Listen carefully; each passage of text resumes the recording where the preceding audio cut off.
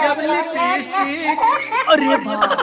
तोर मलवा रे कने बर मलवाए पिछमा देख पिछमा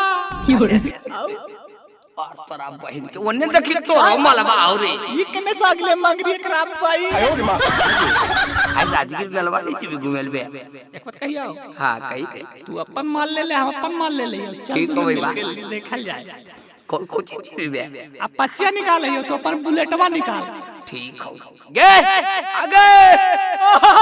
आगे माल वाह वाह वाह वाह आगे चल मी कहां रे की विचार चल भी गे कहां रे चौड़ा अगर राजगीर के मेलवा लगल है राजगीर में कोई कहां हां तू जा रनिया अगे हां गे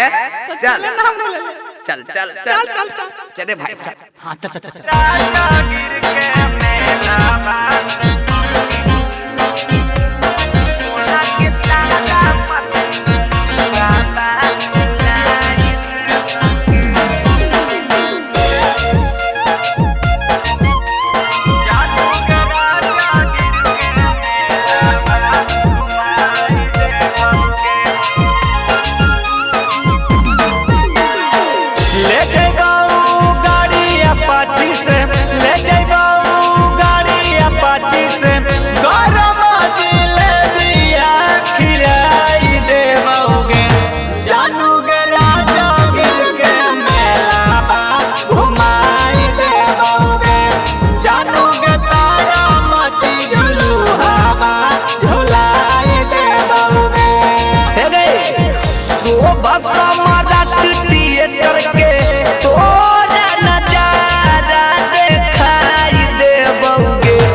जानू के राजगीर के मेलावा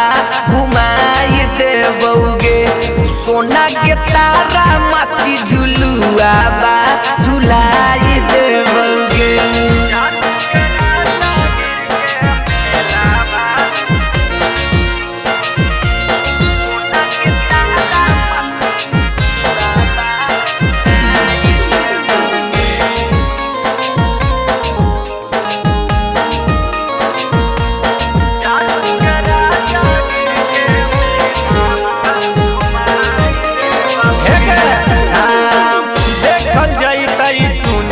सोना मत कुआ के खेला गे बड़ी दिन पर या बहु सोना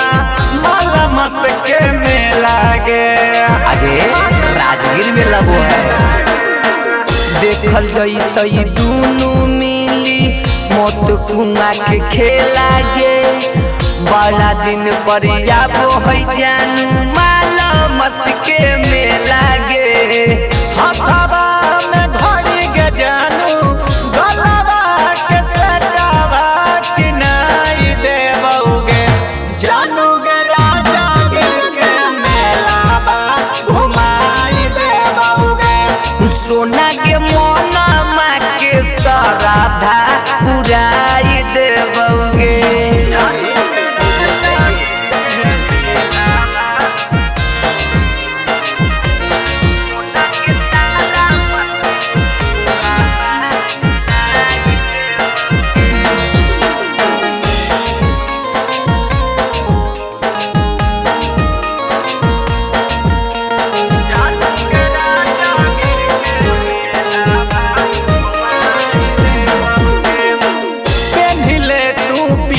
कलर के सूट हो जो तैयार गे बड़ी प्यार से कहा हो जानू बैग तो हर यार गे